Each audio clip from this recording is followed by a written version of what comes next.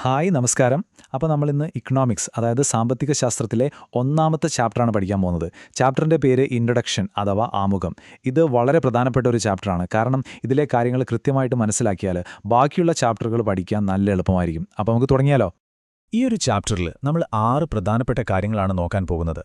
ഒന്നാമതായി, എന്തിനാണ് നമ്മൾ ഈ സാമ്പത്തിക ശാസ്ത്രമൊക്കെ പഠിക്കുന്നത്? എന്താണ് ഇതിലെ പ്രധാന പ്രശ്നം? പിന്നെ ഈ സാമ്പത്തിക ലോകത്ത് എന്റെയും നിങ്ങളുടെയുമൊക്കെ റോൾ എന്താണ്? അതുപോലെ ഈ വിഷയത്തെ നമുക്ക് എങ്ങനെയൊക്കെ തരംതിരിക്കാം? പിന്നെ കാര്യങ്ങൾ മനസ്സിലാക്കാൻ വെറും ആശയങ്ങൾ മാത്രം മതിയോ അതോ കണക്കുകൾ വേണോ? ആ കണക്കുകൾ കൊണ്ട് എന്താണ് പ്രയോജനം? പിന്നെ ഏറ്റവും അവസാനം ഒരു ചെറിയ മുന്നറിയിപ്പോ. നമുക്ക് ഓരോന്നായിട്ട് നോക്കാം. ഓക്കെ, അപ്പോൾ നമുക്ക് നേരെ ആദ്യത്തെ ടോപ്പിക്കിലേക്ക് കടക്കാം. എന്തുകൊണ്ടാണ് ഇക്കണോമിക്സ് എന്നൊരു വിഷയം തന്നെ ഉണ്ടായത്? എന്താണിതിലെ ഏറ്റവും അടിസ്ഥാനപരമായ സാമ്പത്തിക പ്രശ്നം? നിങ്ങൾ അലാവുദ്ദീന്റെയും അത്ഭുത വിളക്കിന്റെയും കഥയൊക്കെ കേട്ടിട്ടില്ലേ? ആ വിളക്കിൽ ഒന്നുരസിയാൽ മതി, ഒരു ഭൂതം വരും, എന്നിട്ട് നമ്മൾ എന്താഗ്രഹിച്ചാലും സാധിച്ചു തരും. കൊള്ളാമല്ലേ? പക്ഷേ നമ്മുടെ ലോകം അങ്ങനെയല്ലല്ലോ. നമ്മുടെ കയ്യിലുള്ള വിഭവങ്ങൾ, അതായത് പണം, സമയം, ഇതൊക്കെ വളരെ കുറവാണ്. അതുകൊണ്ട് തന്നെ നമുക്ക് ആഗ്രഹിക്കുന്നതെല്ലാം നേടാൻ പറ്റില്ല. നമുക്ക് പലപ്പോഴും തിരഞ്ഞെടുപ്പുകൾ നടത്തേണ്ടി വരും. ഈ ഒരു അടിസ്ഥാന പ്രശ്നമില്ലേ, ഇതിനെയാണ് നമ്മൾ എക്കണോമിക്സിൽ ഒരു പേരിട്ട് വിളിക്കുന്നത്: സ്കാർസിറ്റി. മലയാളത്തിൽ ദൗർലഭ്യം എന്ന് പറയും. വളരെ സിമ്പിളായി പറഞ്ഞാൽ ഇത്രയുള്ളൂ: മനുഷ്യന്റെ ആവശ്യങ്ങൾക്ക് ഒരറ്റവുമില്ല, പക്ഷെ അത് സാധിക്കാനുള്ള വിഭവങ്ങൾ വളരെ കുറവാണ്. ഈയൊരു പ്രശ്നമാണ് എക്കണോമിക്സിലെ എല്ലാ കാര്യങ്ങളുടെയും തുടക്കം. ഇനി ഇതൊന്നും മനസ്സിലായില്ലെങ്കിൽ നമുക്ക് ഏറ്റവും സിമ്പിളായിട്ടുള്ളൊരു ഉദാഹരണം നോക്കാം. നിങ്ങളുടെ പോക്കറ്റ് മണിയുടെ കാര്യമൊന്ന് ആലോചിച്ചു നോക്കിയേ. കയ്യിലുള്ള പണം കുറവായിരിക്കും, പക്ഷേ വാങ്ങിക്കാൻ ആഗ്രഹിക്കുന്ന സാധനങ്ങളോ ഒരുപാടുണ്ടാകും. അപ്പോൾ നമ്മളെന്ത് ചെയ്യും?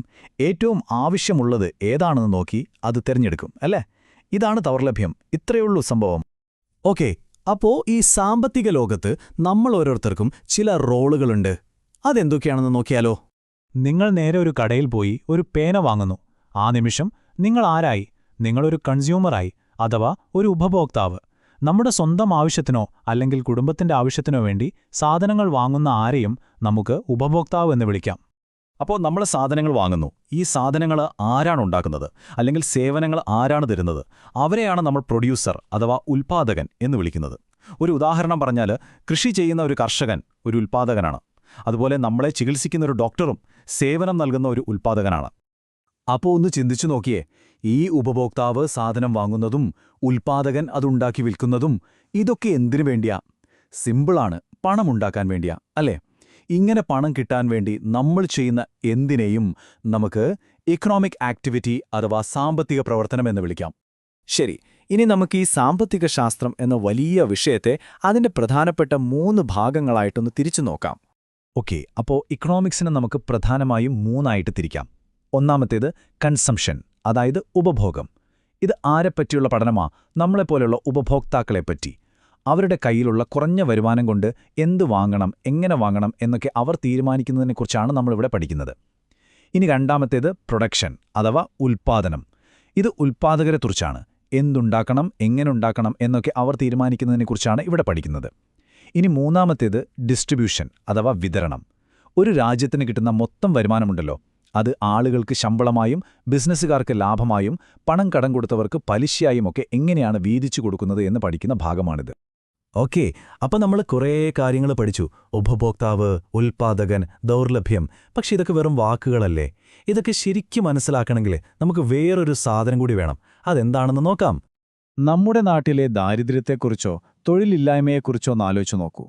കുറേ പേർക്ക് ബുദ്ധിമുട്ടുണ്ട് എന്ന് പറഞ്ഞാൽ മതിയോ? പോരാ. നമുക്ക് കൃത്യമായി അറിയണം എത്ര പേർക്ക്, അവരുടെ കയ്യിൽ എത്ര രൂപയുണ്ട്. ഈ ചോദ്യങ്ങൾക്കൊക്കെ ഉത്തരം വേണമെങ്കിൽ നമുക്ക് വെറും ഐഡിയാസ് മാത്രം പോരാ, നമുക്ക് ഫാക്ട്സ് വേണം, കൃത്യമായ കണക്കുകൾ വേണം. അതായത് സിമ്പിളായി പറഞ്ഞാൽ, സാമ്പത്തിക പ്രശ്നങ്ങൾ മനസ്സിലാക്കാനും അത് പരിഹരിക്കാനും നമുക്ക് വെറും ആശയങ്ങൾ മാത്രം പോരാ, നമുക്ക് ഇക്കണോമിക് ഡേറ്റ അതായത് സാമ്പത്തിക കണക്കുകൾ കൂടിയേ തീരൂ. അപ്പോൾ ഈ കണക്കുകൾ, ഈ ഡേറ്റയൊക്കെ കൈകാര്യം ചെയ്യാൻ ഒരു ടൂൾ വേണ്ടേ? ആ ടൂളിന്റെ പേരാണ് സ്റ്റാറ്റിസ്റ്റിക്സ്. അപ്പോൾ എന്താണ് ഈ സ്റ്റാറ്റിസ്റ്റിക്സ് ശരിക്കും ചെയ്യുന്നത്? നമുക്ക് നോക്കാം. അപ്പോൾ സ്റ്റാറ്റിസ്റ്റിക്സിന് ഒരുപാട് ജോലികളുണ്ട്. ഒന്നാമതായിട്ട്, ഇത് കാര്യങ്ങൾ വളരെ കൃത്യമായി പറയാൻ സഹായിക്കും. ദാരിദ്ര്യം കൂടി എന്ന് പറയുന്നതിന് പകരം ദാരിദ്ര്യം 5% കൂടി എന്ന് കറക്റ്റായി പറയാൻ പറ്റും. രണ്ടാമത്തെ കാര്യം, വലിയ ഡാറ്റയെ ചെറുതാക്കി തരും. ലക്ഷക്കണക്കിന് ആളുകളുടെ വരുമാനത്തെക്കുറിച്ച് പഠിക്കുന്നതിന് പകരം ശരാശരി വരുമാനം എന്നൊരൊറ്റ സംഖ്യയിലേക്ക് അതിനെ ഒതുക്കാം. മൂന്നാമതായി, ഇത് ബന്ധങ്ങൾ കണ്ടെത്താൻ സഹായിക്കും. ഉദാഹരണത്തിന്, ഒരു സാധനത്തിന്റെ വില കൂടുമ്പോൾ അതിന്റെ ഡിമാൻഡ് കുറയുമോ എന്നൊക്കെ മനസ്സിലാക്കാം. നാലാമതായി, ഭാവി പ്രവചിക്കാൻ സഹായിക്കും. അടുത്ത വർഷം സാധനങ്ങൾക്ക് വില കൂടുമോ എന്നൊക്കെ ഒരു പരിധിവരെ പറയാൻ പറ്റും.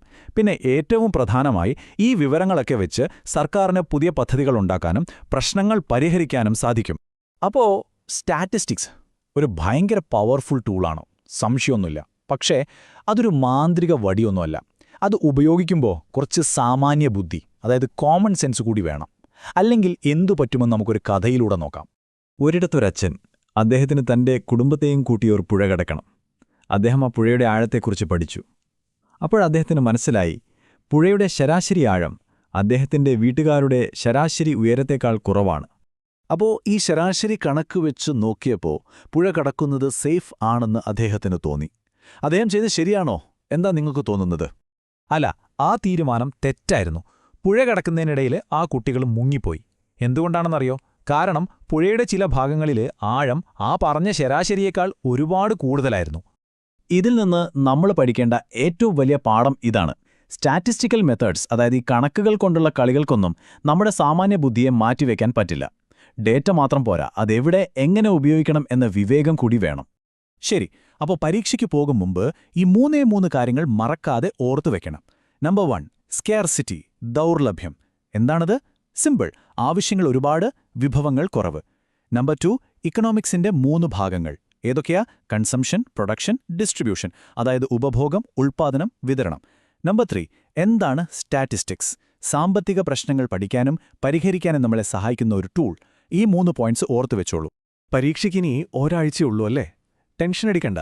ഈ ഒരു സിമ്പിൾ പ്ലാൻ ഫോളോ ചെയ്താൽ മതി. ആദ്യം സമയം കിട്ടുമ്പോൾ ഈ വീഡിയോ ഒന്നുകൂടി കാണുക. എന്നിട്ട് ടെക്സ്റ്റ് ബുക്കിലെ ഈ ചാപ്റ്റർ ഒന്ന് വായിക്കുക. അപ്പോൾ കാര്യങ്ങളൊക്കെ ഒന്നുകൂടി ഉറപ്പിക്കാം. അതിനുശേഷം ചാപ്റ്ററിന്റെ അവസാനമുള്ള ചോദ്യങ്ങൾക്ക് ഉത്തരം കണ്ടുപിടിക്കാനൊന്ന് ശ്രമിച്ചു നോക്കൂ. പിന്നെ എല്ലാ ദിവസവും രാത്രി ഒരു 5 മിനിറ്റ് നമ്മൾ ഈ പഠിച്ച പ്രധാനപ്പെട്ട വാക്കുകളില്ലേ, അതൊന്ന് ഓർത്തടിക്കാൻ ശ്രമിക്കുക. അത്രയുള്ളൂ.